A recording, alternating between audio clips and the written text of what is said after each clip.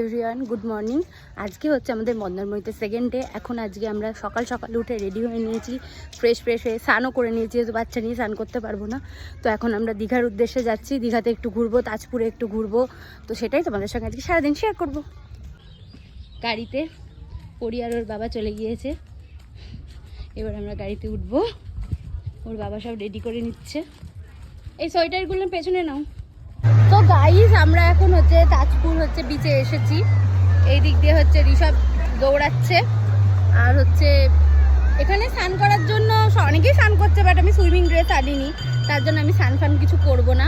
ওই নর্মালি আমি একটুখানি দাঁড়িয়ে আছি এখানে। আর ঋষভ ওই যে দুষ্টুমি করতে দৌড়াচ্ছে। এখন সমুদ্র হচ্ছে, জোয়ার চলছে, তাই তাজপুরে এত ঢেউ, এত খুব ভালো লাগছে দেখতে যে ঋষভ দৌড়াদৌড়ি করছে। আর এই যে দিদি হচ্ছে পরীকে কোলে নিয়ে আছে।